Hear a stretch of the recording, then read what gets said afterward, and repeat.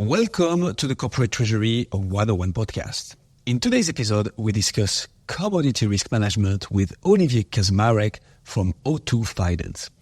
Olivier has 20 years of experience advising large multinational companies on selecting and implementing treasury management systems with a deep knowledge in commodity risk management. O2 Finance is known for its client-centric approach, providing top-notch advice and highly responsive services. With a team of about 10 expert consultants, they focus on building long-term and trusted partnerships. In the episode of today, expect to learn what is commodity risk and why should companies care about it? How can companies properly identify, gather, and analyze their commodity risk exposure? And like always, much more.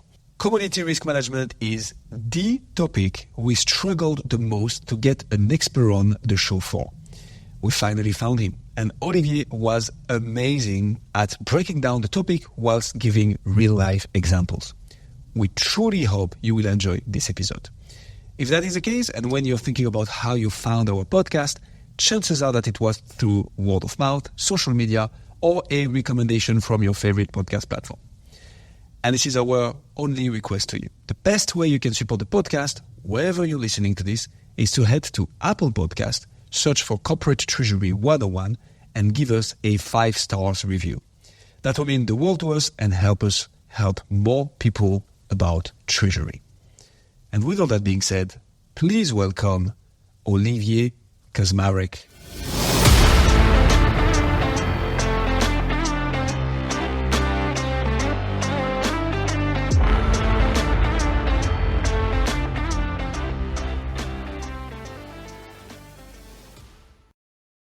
Olivier, thank you so much for coming on the Corporate Treasury 101 podcast. There is a topic that after 2 years of existence of the Corporate Treasury 101 podcast, I have not found a proper guest to talk to. And here we are. So today we're going to talk about commodity risk management. Can you explain us what commodity risk is to begin with? Sure. So first of all, I think we need to be a little bit more precise, because when we say commodity risk, it's a bit broad. So let's say that in a corporate environment, if we speak about commodity risk, people might understand different things. Some people might understand that we're speaking about the security of supply of the commodities. Some people might think that we're speaking about the quality, and some other about the price risk of these commodities. So essentially, the focus of today, and that's really what we're here to talk about today, is the price risk of commodities. The two other areas are very relevant to any corporate, corporate that is manufacturing anything, but they're less relevant to treasury people that we are. Long story short, commodity price risk is essentially for corporates the ability to manage the volatility of the price of their commodities, be it on the supply side or on the sales side.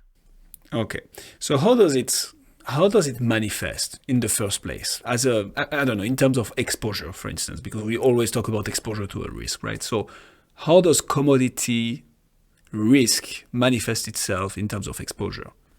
Well, it can appear at different places in the company. For example, with the vast majority of our customers, we see that commodity price risk arise on the procurement side, because we're speaking to manufacturers. They need to buy goods, semi-finished goods or raw materials in order to manufacture their own products.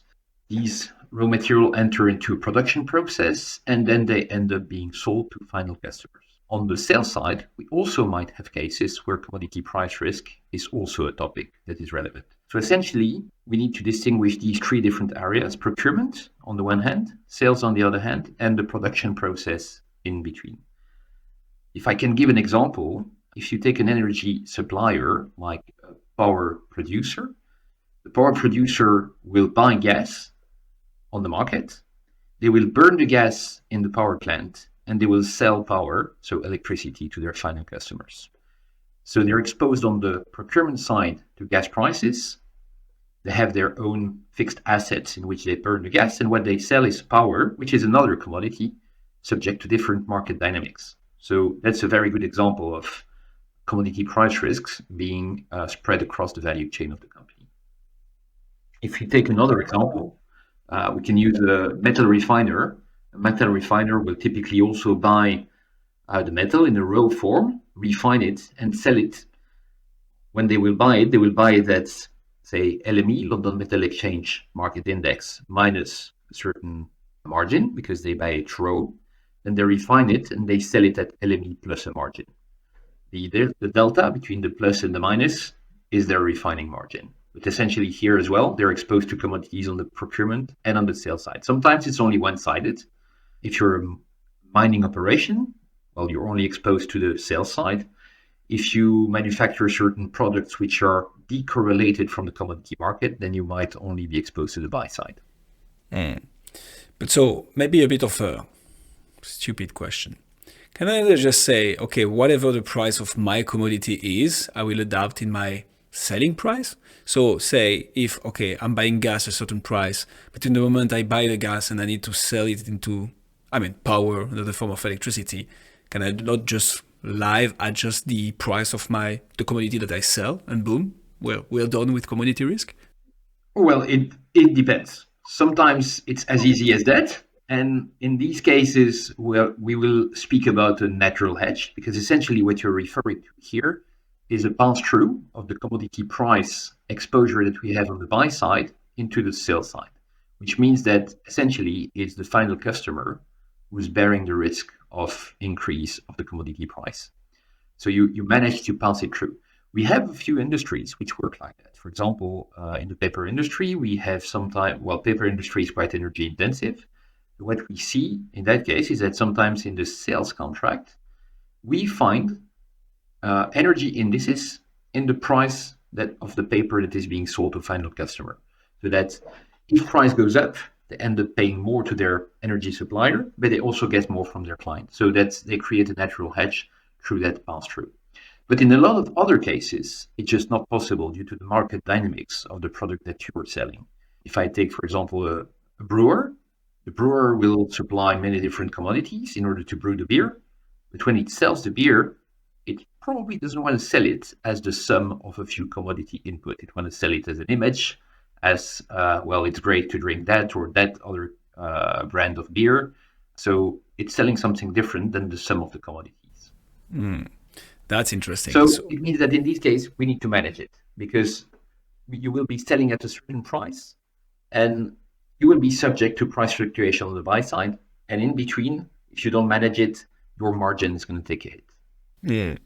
So I was going to ask, why should companies care about commodity risk? But I guess it's exactly that, right? It's about protecting the margins. Because if you start buying something for more than it was worth 2 months ago, but you still sell at the same price, well, you start having a problem. That's absolutely right. And our audience is, I guess, mainly built out of treasurers. And when you speak to treasurers, other types of risks that they manage on a daily basis will be very much speaking to them. If you speak about foreign currency risks, the risk of fluctuations of foreign currency pairs, this is something that is very classical to manage for a treasurer.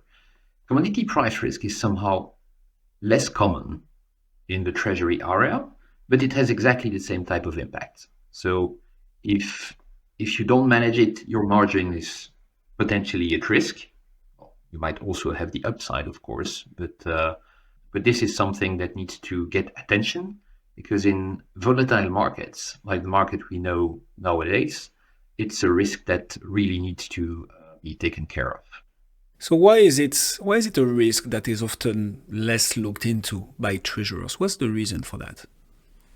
Well, that's a very good question. Essentially, we find that this risk is, as we just said, not very often part of the scope of group treasurers, but also at the same time, it's not clearly defined in many instances as part of any other department within the company. When the risk is very much spread across different category buyers, if we take back the example of the brewer, for example, you will have category buyers buying soft commodities. You'll buy the barley.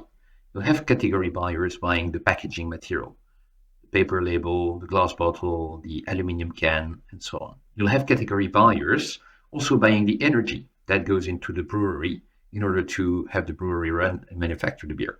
You're speaking about a lot of different people, and everyone is looking at its own market, because every market has its own specificities. You don't buy barley like you buy energy, you don't buy metals like you buy paper, and so on and so on. And essentially, that risk is spread across these different people. And in many instances, there is no organization or there is no department within companies that is responsible for managing the risk. It's not a generality, of course. Some companies are very well organized around the management of the risk. Amongst the brewers, as we said, some of them are managing it very well, amongst paper manufacturers as well. But sometimes we see that this risk has been left a little bit aside, and that essentially no one is really taking care of that. The second impact of that is that if you speak to category buyers, that's what we've seen in a few cases, the argument of commodity price risk fluctuation, of commodity price fluctuation on the market, is being used by category buyers to justify the poor or the great performance that they had for buying their raw material or for buying their commodity.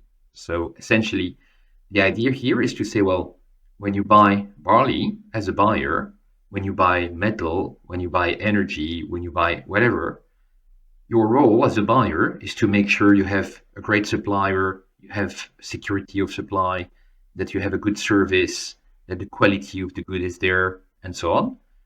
But what can you really do as a buyer about the fluctuation of market risks, about the fluctuation of the market price that is completely independent of what you can do?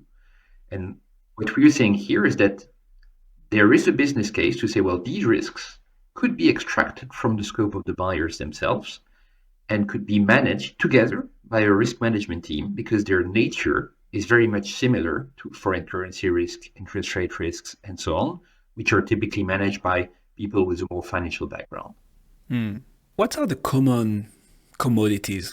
What are the typical commodities that you would say are, quote unquote, more at risk than others? Is there such a thing as there risky commodities? And if so, which ones?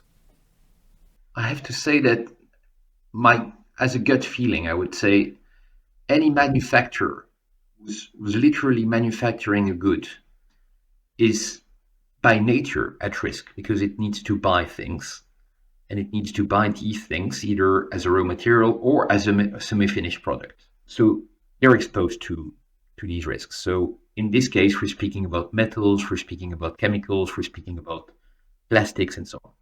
And then if you go one step further, every industry which is somehow energy intensive is really subject to commodity price volatility on the market, because a lot of contracts will end up invoicing the cost of energy to the customer, so to these industries, as, for example, the average spot price of the day at the end of the month, so something like that. So in the end, if it's not managed, if it's not fixed somehow, or if it's not passed through to the final customer, just speaking about managing risk. I'm not necessarily speaking about the usage of financial derivatives. We'll speak about that later probably, but it's a question of being aware of the risk we have, being aware of the exposure, quantifying the risk due to the volatility of these markets, and knowing how we're going to manage these risks by pass-through or other initiatives. So to answer your question, I would say any manufacturing industry is somehow related to that, or somehow exposed to commodity price risk. And any energy intensive industry is probably also very much at risk here. Right. That makes a lot of sense. So how do we properly manage commodity risk? And here, maybe to begin with the beginning, right? How do we properly identify, kind of gather and analyze commodity risk exposure? Like, where does it come from? Who should be looking at it? How does it all start? Yeah, the issue with that question is that, as we said earlier, to answer that question, we need to speak to a lot of people. And in order to determine precisely where the commodity risk arises, how it is naturally managed by the business due to the manufacturing process, and how it ends up in the sale price, is a complex discussion, because it involves many departments: procurement, production, sales. So answering to that question is the most difficult part of the job when it comes to a commodity risk management project, is really understanding the nature of the risk, how it arises, how it evolves in the company, how it ends up in the final customer. Just as an example, I had a client one day who gave me a call and saying, well, I would like to know which type of derivative I need to use to hedge my commodity exposure. And the client was exposed to aluminum price risk. We just said that probably that was not the first question to ask. So we engaged into a discussion with the client. We tried to understand a little bit more what they were doing, how they were buying, how they were producing their products, how they were reselling the scrap because they were buying aluminum blocks, which they were processing in a certain way. So there was aluminum scrap and they were reselling. And in the end, after a couple of days or weeks of analysis, we ended up saying, well, you just need to do nothing. Because all in all, the structure of pricing of your procurement contract, of your sales contract, of the sale contract of your scrap, of your aluminum scrap, which you're reselling to someone else, all in all makes that you're perfectly hedged. So the risk was really, really minor and marginal. We might feel that we have a risk, but we might be naturally hedged in some ways, in some cases. So a big investment needs to be done in understanding how these risks evolve and how do they arise in the company. So that's the question you were asking is the key question. So, but it's not an easy one to answer. Okay. And so what made it for that specific client that, hey, they were naturally hedged? Like what happened throughout the whole life cycle of, well, the product manufacturing that made the whole aluminum commodity being naturally hedged? How does that work? In order to understand exactly what the nature of the risk is, you need to look rather deep in the structure of the contract. So depending on what you buy, depending on the geography where you buy it as well, you might be exposed to an index, to another index. You might have certain market practices here or there, for example, for working with fixed prices or for working with an index, which is a floating market index and so on. So in order to precisely define what the risk is, you literally need to open each and every contract, supply contract, look at the pricing formula in the contract on the procurement side, analyze the tonnage or the volumes that are being purchased, the seasonality of these volumes on the buy side, on the sell side, and determine also by speaking with the sales team, how the sales team incorporate the cost, the input cost coming from the supply side into their sale price. And that is also a very interesting question. And I'm jumping to another example here, because we had an assignment one day with a big consumer product goods manufacturer. And their question was really broad, was to say, well, we want to understand what commodity risk we have. It was a big corporate, so it took a bit of time to interview different category buyers, to interview people on the sales side, on the treasury side, to know what they were already doing about it. And in the end, we defined that they were exposed to so many different commodities, but some of them, and many of them actually, were not hedgeable because there was no financial market for these specific commodities. We're going to speak about the proxy hedging probably later on. But if you want to hedge a certain specific chemical product, maybe there is no market, financial market with financial derivatives available and liquid to hedge that product. So you might end up buying a proxy hedge, which means that, for example, let's say you want to hedge diesel. I'm taking a simple example. You might not have a perfect hedge available in the market to hedge the specific diesel with the index that you want. So maybe you need to end up buying a Brent future because the Brent is sufficiently correlated to diesel price, so that by hedging on the Brent, you're hedging the biggest portion of the change of your diesel price, right? So that might be an example. In the case of the client I was speaking about, they had so many exposures on so many different items, out of which the vast majority was not hedgeable, that in the end, the strategy that was recommended was a strategy that was proposing to better align the repricing frequency of their procurement side with the repricing frequency of the sales of the finished product. So that by making sure that we had an alignment between those two areas, buyers, salespeople would end up working together in order to make sure that at a moment we could expect a price increase on the supply side, this could be somehow partially or totally reflected in an increase of the sale price towards the final customer. Interesting. So having that natural hedge that we talked about at the beginning. It's funny to see how many of those treasury problems can just be fixed by having departments outside treasury speaking with each other, including treasury, of course. But I guess that makes a lot of sense.